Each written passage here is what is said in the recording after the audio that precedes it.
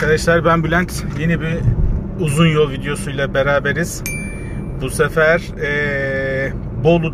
Bolu Abant'tan Samsun Bafra'ya dönüş yolunda video çekiyorum. Biliyorsunuz, daha doğrusu takip edenler biliyordur. 2 gün önce Cuma günü daha doğrusu Samsun'dan İstanbul'a bir uzun yol videosu çekmiştim. Orada şöyle yapmıştım. Eko modunu kullanmıştım. Bir de 100'e sabitlemiştim. Yakıt ortalamasının 4.9'a kadar düştüğünü gördük. En son geldiğinde, Düzce'ye geldiğimde ben orada kalmıştım çünkü. Ondan sonra videoyu çekmedim. İstanbul'a girdim. İstanbul'da biraz dolaştım. Bakayım kaça çıktı. 5.4'e kadar çıktı. İstanbul şehir trafiği biliyorsunuz zaten. Yani orada yaşayanlar Allah sabırlık versin. Bayağı bir 4.9'lardan 5.4'e kadar çıktı. Neyse, önemli değil. Biz şimdi dönüş yolunda bu sefer de yapacağız. Eko modunu kapattım ama yine 100'e sabitleyeceğim. Bakalım ne kadar bir yakıt ortalaması olacak. Yani eko modun bir faydası var mı uzun yolda, yok mu? Bir de 100'le giderken en ideal yakıt ortalamasını o zaman mı yakalıyoruz? Bunu gözlemlemeye çalışacağım. İyi seyirler diliyorum.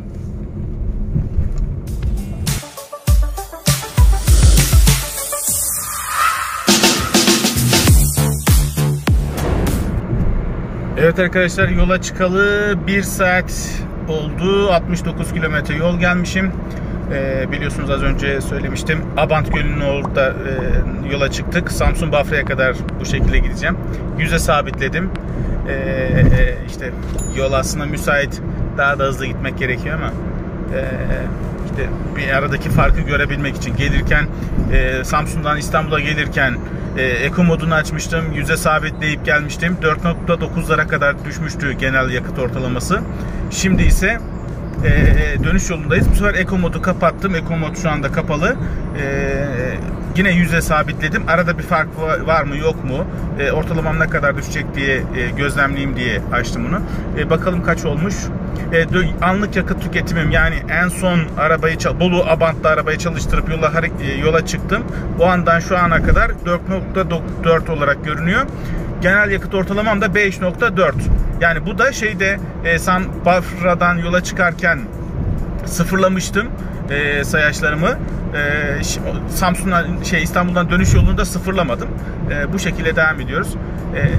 Bakalım nasıl bir yakıt ortalaması tutturacağız. Bu şekilde gidiyoruz arkadaşlar. Yolumuz müsait aslında. 100'de gidiyoruz. En sağ şeritten gidiyoruz. Normalde ben bu yolda 120-130'da giderdim ama bu videoyu çekelim diye biraz böyle yavaş gidiyoruz. Şimdilik durum bu. 1 saat sonra görüşmek üzere.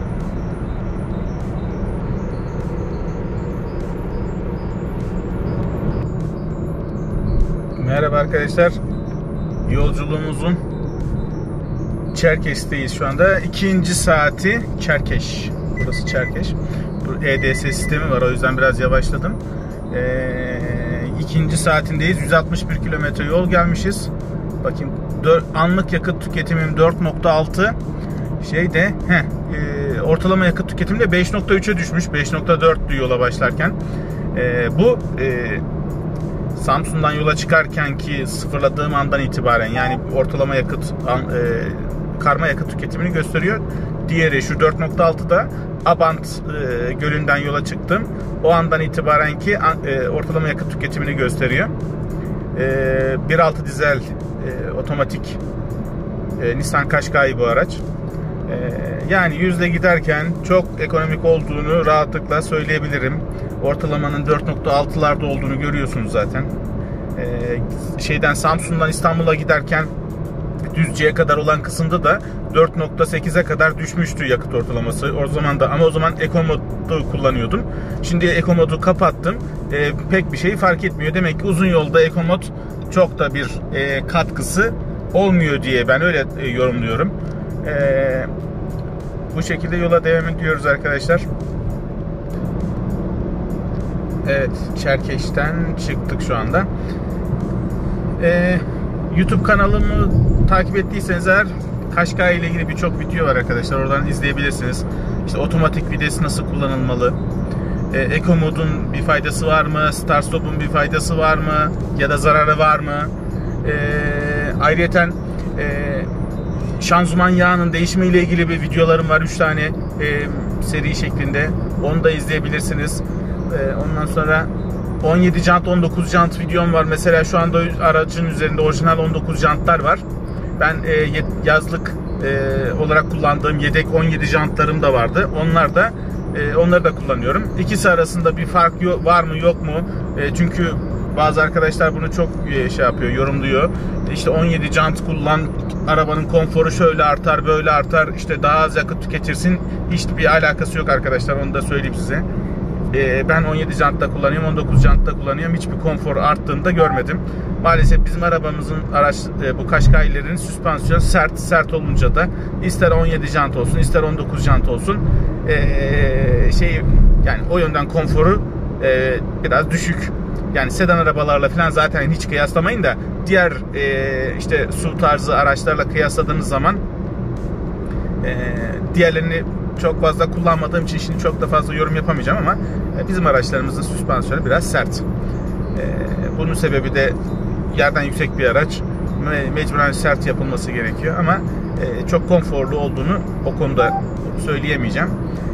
Yani 17 jant da kullansan, 19 jant da kullansan pek bir şey, asfalttayken pek bir şey fark etmiyor. Stabilize yolda, arazi şartlarında kullanıyorsan o zaman tabii ki bir fark var arada.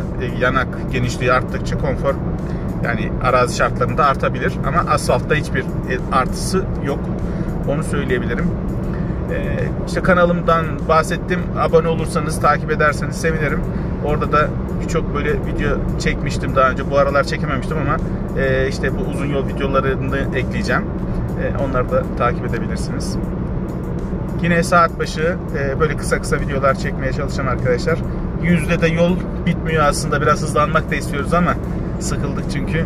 Ama madem bu yol yaptık, video çekeceğiz dedik. Biraz daha sabrediyoruz. Bir saat sonra görüşmek üzere.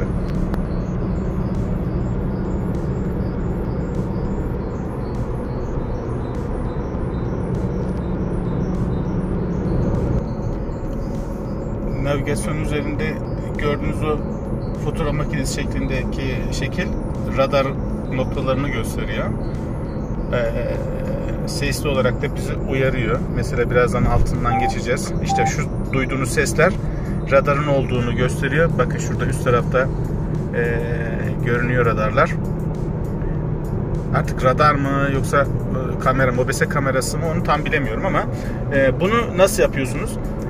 Şurada SD kart yazan yere güncel navigasyon kartı yüklüyorsunuz, takıyorsunuz ve o navigasyon kartının üzerinin içerisine de hani güncellediğiniz zaman şeyler var. Böyle radar noktalarının tespit edilmiş dosyalar halinde şehir şehir nerede hangi radar noktası varsa güncellendiyse tabii ki onlar sizi bu şekilde sesli bir şekilde uyarıyor. Siz de işte radar noktalarına göre daha kontrollü sürüş yapıyorsunuz.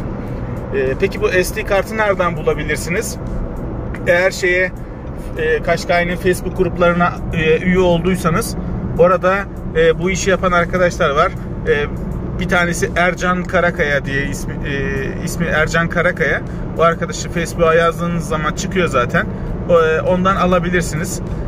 Ücretini şimdi tam bilmiyorum. Ona sorarsınız artık. İşte o kartı buraya navigasyon SD kartı orijinalini çıkarıp onu taktığınız zaman hem güncel navigasyon haritanız olur hem de ne derler bu radar noktaları içerisinde yüklenmiş olur.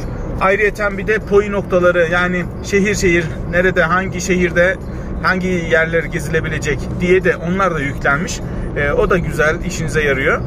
Onu da o şekilde güncellemiş olabilirsiniz. Çünkü soruyorlar arkadaşlar bana bu navigasyonu nasıl güncelliyoruz, nereden güncelliyoruz diye. Onun için bunları anlattım. Hem de tam da denk geldi. Radar noktasının nasıl uyardığını, sesini sesli bir şekilde nasıl uyardığını da size göstermiş oldum. Bu şekilde arkadaşlar. Dediğim gibi kanalımda yine daha önceki yayınladığım videolarda da bunlardan bahsetmiştim. Kanala da bir göz atabilirsiniz. Orada bir sürü video var Qashqai ile ilgili. Bana çok şeyi soruyorlar. Niye sürekli işte Qashqai ile ilgili videolar atıyorsun. İşte niye bu kadar çok methediyorsun? O kadar iyi bir araba mı bu Qashqai falan. O tarz yorumlar oluyor. Arkadaşlar ben kendi aracımı tanıtıyorum. Aslında bu işe başlarken ki amacım şeydi. Bizim Facebook gruplarında işte bazen arkadaşlar soruyordu işte navigasyonu nasıl kullanacağız? Ne bileyim işte hız sabitleyicisini nasıl kullanacağız? İşte otomatik vites araç nasıl kullanılır?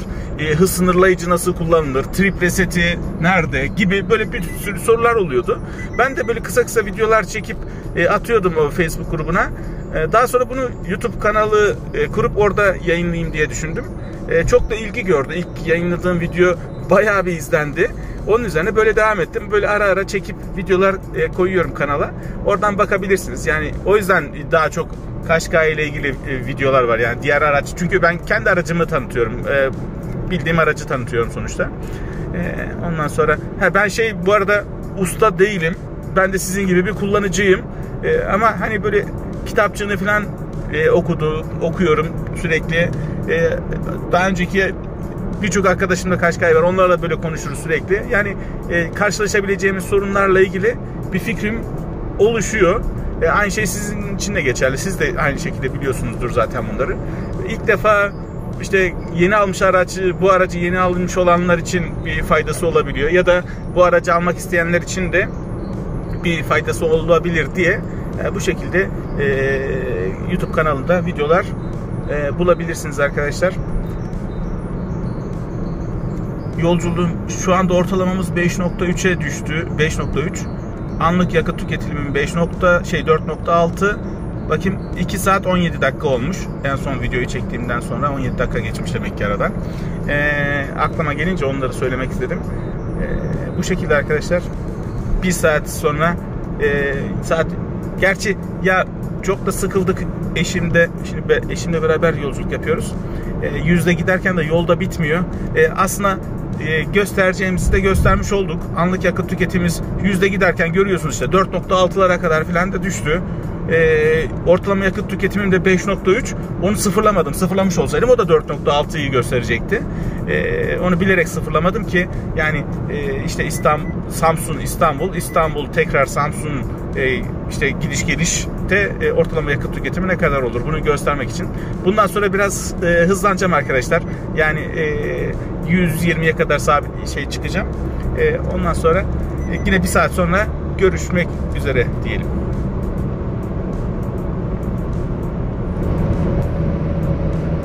Evet arkadaşlar, yolculuğun 3. saatindeyiz. 266 kilometre yol gelmişim. 4.6'yı gösteriyor yakıt ortalamam. Genel ortalamam da 5.3'te. En son az önceki söylediğim gibi artık 120'ye sabitledim. 120 ile gidiyorum. Çünkü biraz da yorulmaya başladık. Yol yüzde de giderken de bitmiyor.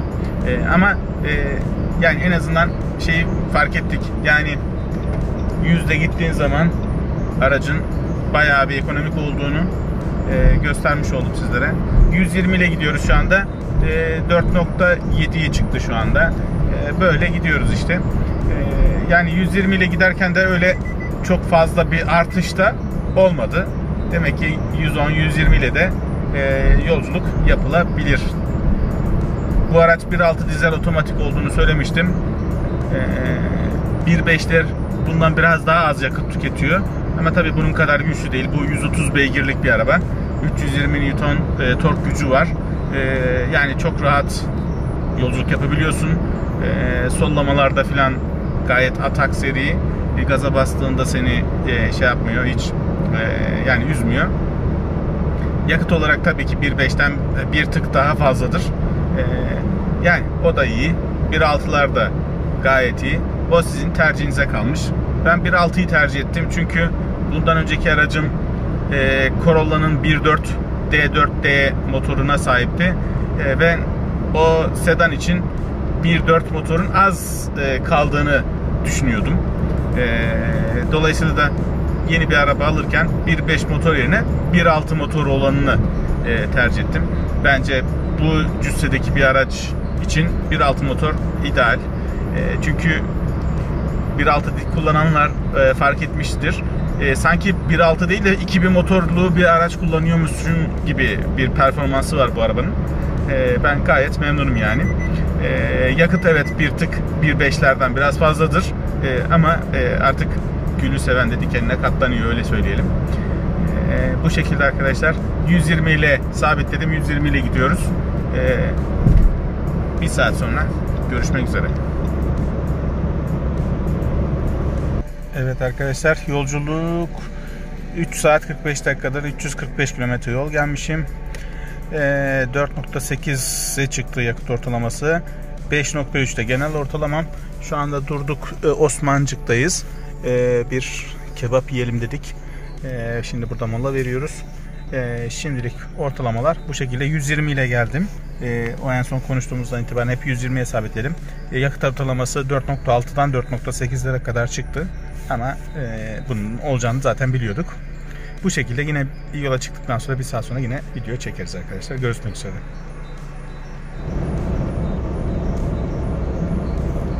Evet arkadaşlar. Bir saniye şöyle kenara geçeyim. Şimdi Samsun'dan Bafra yoluna geçtik. Yani eve yaklaşık 20 dakikalık bir yolum kaldı. 5.2 ortalamayla geldim. Şu anda biraz hızımı düşürdüm. Buralarda biraz radar uygulaması çok oluyor. O yüzden düşürdüm. Samsun'a kadar, Samsun'un girişine kadar 120 ile geldim. Biliyorsunuz en son Çorum Osmancık'ta durup orada bir yemek yemiştik. Ondan sonra yola çıktık ve 120 ile geldik. Ortalama 5.2'ye çıktı. Genel ortalamam 5.3. Yani bence makul. 1.6 dizel, 130 beygirlik bir araç için normal bir veri diye tahmin ediyorum. Eco modu kapattım. Yani Eco mod 100'le giderken hem Eco modla hem de Eco modsuz bir şekilde seyahat ederken pek bir fark olmadı açıkçası. Demek ki uzun yolda bana göre bir Eco modun bir artısı yok. Ama şehir içerisinde kullanırken Eco modun bir şey olur, katkısı olabilir. Gaz tepkimelerini yavaşlattığı için bir artısı olabilir. Ben genellikle şehir içinde kullanıyordum zaten. Sadece denemek için işte Samsun'a, İstanbul'a giderken bir Eco modla deneme yapmak için onu açmıştım. Genellikle uzun yollarda hep kapatıyorum. Bu şekilde arkadaşlar, bu şekilde videoyu sonlandırıyorum. İzlediğiniz için teşekkür ederim. Kanalıma abone olursanız sevinirim. Görüşmek üzere, iyi günler.